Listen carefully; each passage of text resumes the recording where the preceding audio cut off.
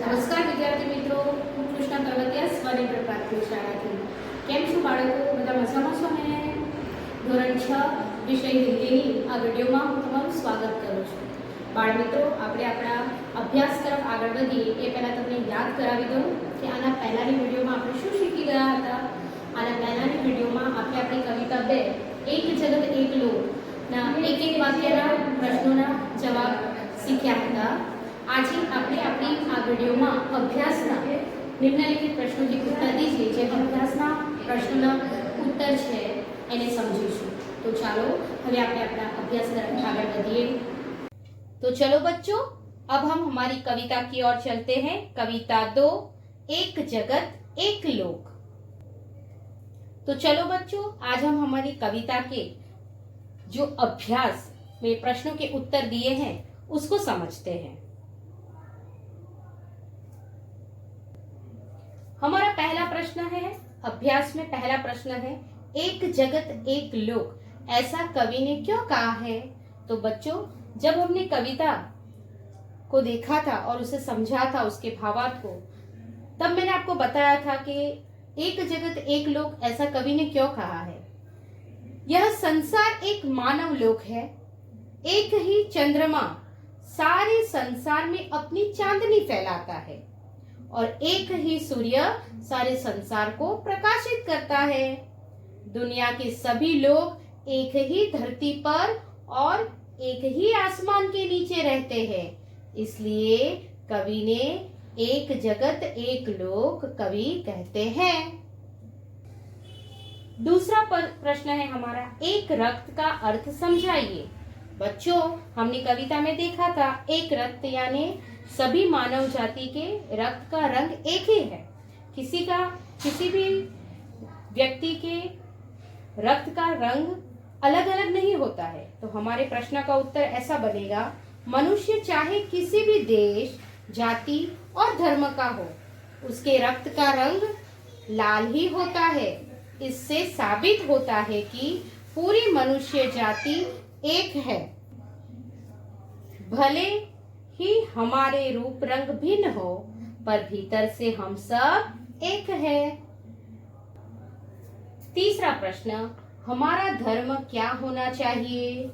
बच्चों, तो हमारा उत्तर ऐसे बनेगा, सबकी प्रगति हो, सबको न्याय मिले और मानवता की रक्षा हो, यही हमारा धर्म होना चाहिए. चौथा प्रश्न, हमारा जीवन सुख दुख की एक कहानी है. ऐसा कवि ने क्यों कहा है. क्योंकि सभी मनुष्य के जीवन में कभी सुख के दिन आते हैं तो कभी दुख के दिन भी देखने पड़ते हैं. किसी का सारा जीवन न सुखी होता है न दुखी. जीवन में बारी बारी से सुख और दुख आते रहते हैं.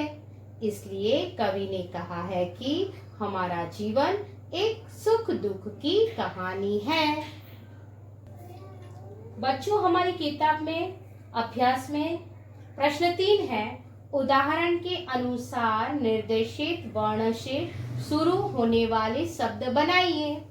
आपको एक उदाहरण दिया गया है, जैसे क, तो क से कौवा, कमल, कागज, कौशल. दूसरा शब्द कौन सा है, ग, तो ग से आप कोई भी शब्द लिख सकते हो, जैसे गणेश, गमला, गीत, गर्म. वैसे ही घ है, तो घ से आप बना सकते हो घड़ी, घड़ा, घर, घास, कोई भी शब्द, मगर वो शब्द की शुरुआत यह जो यहाँ दिए गए हैं वर्ण उससे होनी चाहिए. फिर है च, तो च से आप चना, चतुर, चाय, चम्मच लिख सकते हो. वैसे ही म है, तो म से आप मगर, महान, मजदूर, ममता. इस तरह से आप यह प्रश्न के उत्तर लिख सकते हो. तो चलो बच्चों, हम हमारे प्रश्न 4 शब्द सारणी को समझते हैं. शब्द सारणी यानी यहाँ जो आपको ये एक बॉक्स दिया है और उसमें सभी अलग अलग शब्द दिए हुए हैं, उसे मिलाकर आपको एक पूरा शब्द बनाना है और फिर उसके ऊपर से एक वाक्य बनाना है. जैसे यहाँ दिया है बाइबिल, बाइबल का उपयोग करके यहाँ नीचे हमें बताया गया उदाहरण बाइबिल धर्म ग्रंथ है।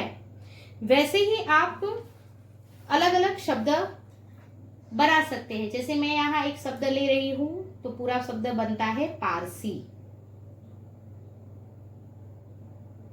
है ना। तो पारसी शब्द से हम कोई भी वाक्य बना सकते हैं कि पारसी अग्नि की पूजा करते हैं। वैसे ही आप देखोगे तो एक और शब्द बन रहा है हमारा हिंदू।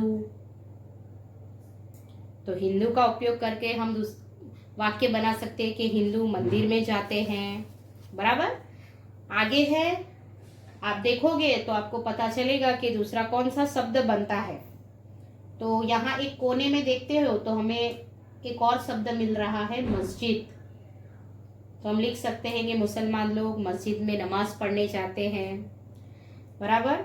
इसके बाद यहाँ देखोगे तो मंदिर, मस्जिद के बाद हम देखते हैं तो मंदिर शब्द मिलता है, बराबर। मंदिर शब्द बनता है।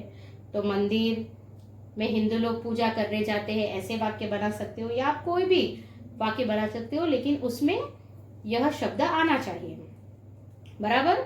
उसके बाद आप देखोगे तो एक और शब्द बन रहा है अवेस्ता।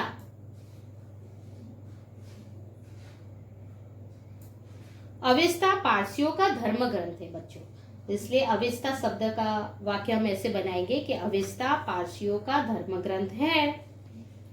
उसके बाद बन रहा है एक और शब्द रामायण। देखिए यहाँ रामायण, तो उसका वाक्य में प्रयोग करेंगे कि रामायण हिंदुओं का धर्म ग्रंथ है, ठीक है। फिर यहाँ कोने में देखते हैं तो मुस्लिम शब्द बन रहा है। तो हम कोई भी वाक्य मुस्लिम का शब्द उपयोग करके बना सकते हैं कि ईद मुस्लिम लोगों का त्योहार होता है। फिर यहाँ एक और शब्द बन रहा है साईं, बराबर। तो साईं एक संत थे, ऐसा वाक्य बन सकता है। फिर इसके बाद आप देखोगे तो एक बड़ा शब्द हमको मिल रहा है गुरु ग्रंथ साहिब। देखिए ये पूरा शब्द बन रहा है गुरु ग्रंथ साहिब। तो गुरु ग्रंथ साहिब वो क्या है, सिखों का धर्म ग्रंथ है। तो इस प्रकार हम वाक्य बना सकते हैं कि गुरु ग्रंथ साहिब सिखों का धर्म ग्रंथ है। और उसके बाद एक शब्द और दिख रहा है हमें सिख।